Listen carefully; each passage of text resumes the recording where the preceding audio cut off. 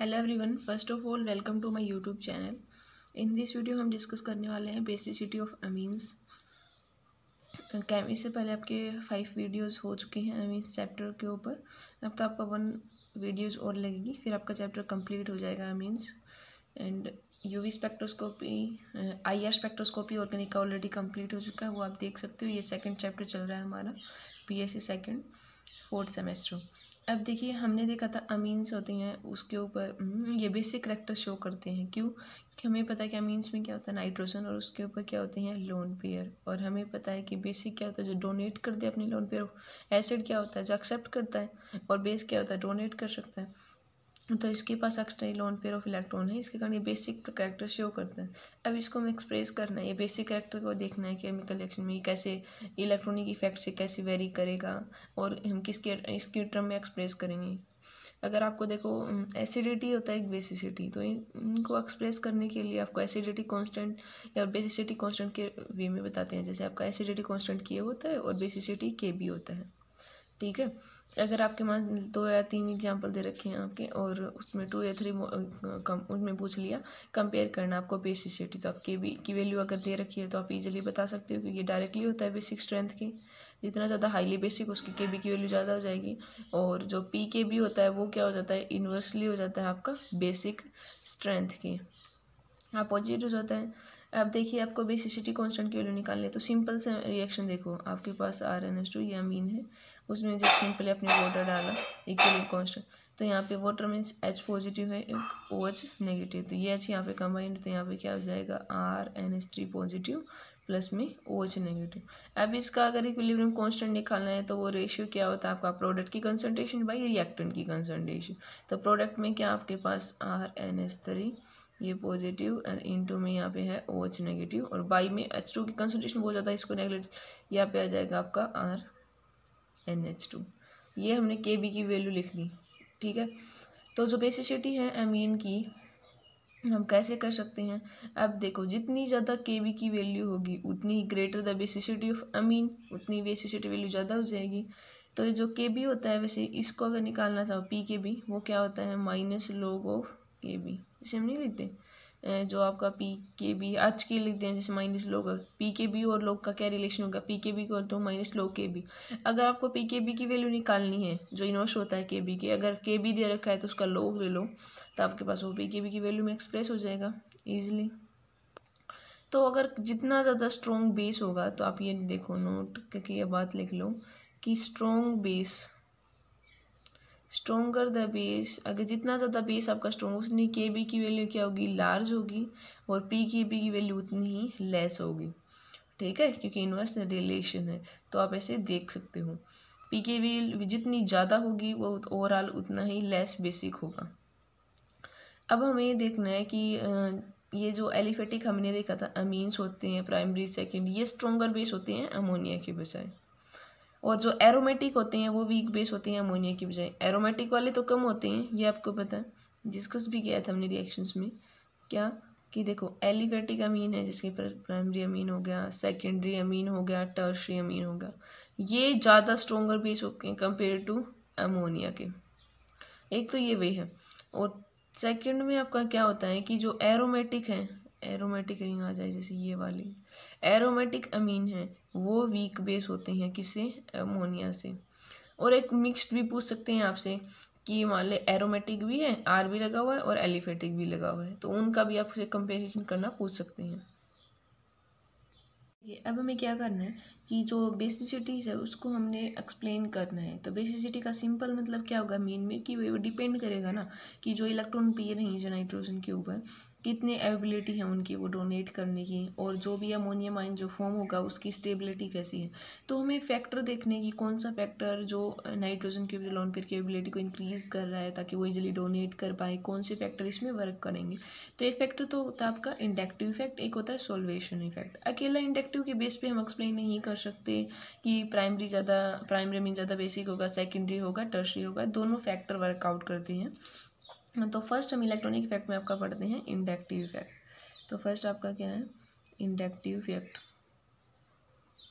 देखो, inductive effect ये आपको पता है, सिंपल अल्केन सैचुरेटेड सिस्टम में लगता है डिस्टेंस डिपेंडेंट होता है आपका, 3 to 4 कार्बन के बाद ये डिक्रीज हो जाता है। इसका जो इफेक्ट होता है इंडक्टिव का, 2 टाइप का होता है, -I होता है, एक +I होता है।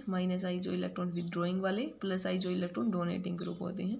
विदड्रॉइंग क्या एक्सेप्ट कर लेते हैं इलेक्ट्रॉन पेयर को, डेंसिटी कम हो जाती है, और +I डोनेट कर देते हैं। जैसे +I में अल्काइल ग्रुप मान लो, और अल्काइल ग्रुप है ये 3C2, ये सारे +I है, -I है, जैसे NO2 फॉर एग्जाम्पल हैलोजन है, ये विदड्रॉइंग होती हैं। तो अब हमें देखना है कि जो इंडक्टिव इफेक्ट में क्या है, ग्रेड जितनी हमने देखा कि जो बेसिसिटी होती है ना अमीन की, वो अमोनिया की बजाय ज़्यादा होती है। तो वो किसकी टर्म में एक्सप्रेस करेंगे हम, इलेक्ट्रॉन रिलीजिंग इंडक्टिव इफेक्ट। अब देखो इंडक्टिव इफेक्ट में हमने R ग्रुप लगा, हमने अमोनिया में तो सिंपल क्या होता है NH3 होता है, कोई भी अल्काइल ग्रुप नहीं होता। और अमीन में क्या होता है, जैसे प्राइमरी अमीन है, ये आपका सेकेंडरी अमीन है, टर्शरी में एक भी अल्काइल नहीं होता। तो देखो +I की वैल्यू ऐसे ज़्यादा इंक्रीज हो रही है। यहाँ पे एक अल्काइल ग्रुप है, 2 अल्काइल, 3 अल्काइल ग्रुप, और +I हमें होता है इलेक्ट्रॉन क्या करेगा, डोनेट करेगा। तो इलेक्ट्रॉन की डेंसिटी यहाँ पे इंक्रीज कर रहा है यहाँ पे। तो R क्या हेल्प कर रहा है कि इलेक्ट्रॉन डेंसिटी है नाइट्रोजन आइटम की, वो हमारे पास इसको इंक्रीज कर रहा है। तो ये जो इलेक्ट्रॉन पेयर है वो ज़्यादा आसानी से अवेलेबल होगी, कुछ तो इसके ऊपर है, कुछ ये और डोनेट कर रहा है। अगर विदड्रॉइंग होता तो वो एक्सेप्ट करने की कोशिश करता, पॉजिटिव आ जाता तो इलेक्ट्रॉन की एबिलिटी कम होती। नाइट्रोजन में जैसे आपके पास ये है, नाइट्रोजन के ऊपर ये लोन पेयर है आपका, तो ये इजीली अगर प्रोटॉन ले सकता है, तो ये इसकी इलेक्ट्रॉन डेंसिटी डोनेट, तो यहाँ से आपका ये यहाँ एक्सेप्ट करके, और N पॉजिटिव, और ये HH, यहाँ पे आपका R ने क्या कर दिया, डिस्पर्स कर दिया पॉजिटिव चार्ज आयन के ऊपर, और स्टेबिलिटी को क्या कर दिया, इंक्रीज कर दिया। ये तो एक अल्काइल ग्रुप में, तो 2 अल्काइल ग्रुप में और इंक्रीज करेगा, थर्ड में और ज़्यादा इंक्रीज करेगा। तो यहाँ +I इफेक्ट की वैल्यू इंक्रीज हो रही है, तो बेसिसिटी भी इंक्रीज हो रही है। तो इंडक्टिव इफेक्ट के वे में अगर हम एक्सप्लेन करना चाहें तो बेसिसिटी का ऑर्डर ये होना चाहिए, टर्शरी, सेकेंडरी और प्राइमरी, ठीक है, देन अमोनिया तो लास्ट में होता है। क्यों, +I इफेक्ट बढ़ने से आपका इलेक्ट्रॉन की एबिलिटी इंक्रीज हो रही है। बट एक्चुअल में जो हम बेसिसिटी ऑफ अमीन का जो देखते हैं, तो वो आपका आता है सेकेंडरी, देन आपका प्राइमरी, देन आपका टर्शरी। एक तो ये वेरिएशन आप देखते हो सिंपल सॉल्वेटेड में। अगर गैसीज आयन की बात करें तब आपके पास सेकेंडरी, टर्शरी और प्राइमरी, ये वेरिएशन मिलता है आपको। सेकेंडरी की बेसिसिटी ज़्यादा होती है कंपेयर टू टर्शरी। अगर आप इंडक्टिव अकेले के बेस पे एक्सप्लेन करो तो आप तो टर्शरी सबसे ज़्यादा बोलते हैं, फिर सेकेंडरी बोलते हैं, फिर प्राइमरी बोलते हैं, +I इफेक्ट को देख के सिंपल एक्सप्लेन। बट ये फैक्टर अकेला हम एक्सप्लेन नहीं कर सकते। दूसरा इफेक्ट आता है आपका सोल्वेशन इफेक्ट, वो भी दोनों का फैक्टर हमें देखेंगे। तो सेकेंड आपका हम इसको एक्सप्लेन करेंगे कैसे आया। अब देखिए सोल्वेशन इफेक्ट, सोल्वेशन इफेक्ट क्या है आपका, सोल्वेशन का मतलब है वाटर से अटैचमेंट। सोल्वेंट का मतलब आपको पता चल गया कि सोल्वेशन है वाटर। तो ये स्ट्रॉन्ग ये भी इन्फ्लुएंस करता है बेसिसिटी। जब एक्वस सॉल्यूशन की हम बात कर रहे हैं तो सब्स्टिट्यूटेड अगर अमोनियम आयन जो भी फॉर्म हो गया अमीन से, वो क्या करेगा, प्रोटोन कर लेगा सोल्वेटेड वाटर में। जैसे फॉर एग्जांपल प्राइमरी अमीन आपने ले लिया, जैसे अमोनिया यहाँ पे, अब वो सोल्वेटेड फॉर्म है तो यहाँ से किसके साथ अटैच होगा, वाटर के साथ में, ये H2 यहाँ वाटर के साथ में।